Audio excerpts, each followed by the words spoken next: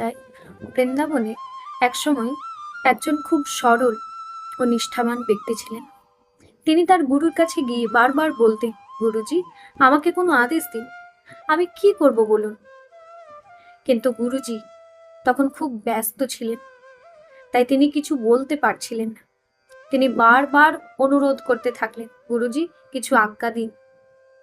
শেষে একটু বিরক্ত হয়ে গুরুজি বললেন, যাও, যমুনা পার হয়ে ভান্ডির বনে যাও, সেখানে বসে রাধাকৃষ্ণের যুগল নাম জপ করো, যতক্ষণ না রাধাকৃষ্ণ প্রকাশ হন।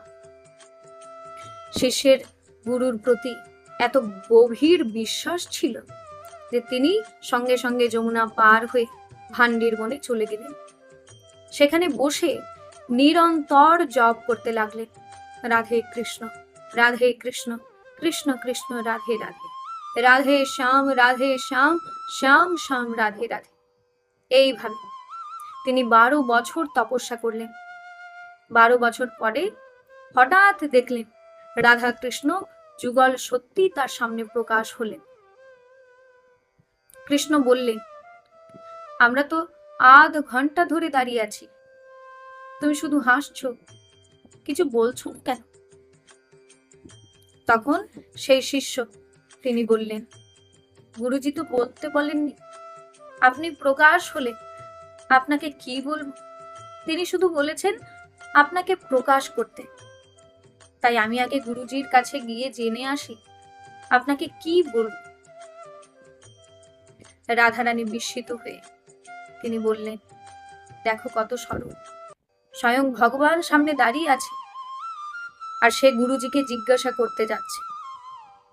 তারপর তিনি যমুনা পার হয়ে আবার বৃন্দাবনে গুরুর কাছে গেলেন। গুরুজি প্রথমে তাকে চিনতেই পারলেন না, পরে যখন সব শুনলেন তখন শিষ্যকে সঙ্গে নিয়ে ভান্ডির বনে গেলেন। সেখানে গিয়ে তিনি দেখলেন একটি সুন্দর গাছের নিচে ঝুলা বাঁধা আছে। রাধারানী ঝুলায় বসে আছে আর কৃষ্ণ তাকে দোলাচ্ছেন। তারা দুজনেই শিষ্যের জন্য অপেক্ষা করছেন। গুরুজি এই দৃশ্য দেখে অভিভূত হয়ে শিষ্যকে বুকে জড়িয়ে ধরলেন। শিষ্য বলল, গুরুজি, শ্যাম সুন্দর বলছেন তার সঙ্গে কথা বলতে, আমি কি বলবো? গুরুজি তখন বললেন, তুমি বলো যে, হে প্রভু, আমার এবং আমার গুরুজির উপর দয়া করে আমাদের দুজনকে আপনার নিকুঞ্জে আপনি নিয়ে চলুন। তখন শিষ্য সেই কথাই বলল। রাধা কৃষ্ণ দুজনেই তাদের বুকে জড়িয়ে নিলেন এবং তাদেরকে নিজের নিকুঞ্জ ধামে নিয়ে গেলেন। তাহলে আজকের এই লীলা থেকে আমরা এই শিক্ষা পেলাম, গুরুর প্রতি সম্পূর্ণ বিশ্বাস এবং নিষ্ঠা থাকলে ভগবান নিজেই প্রকাশ হন এবং জীবনের পরম কল্যাণ হয়।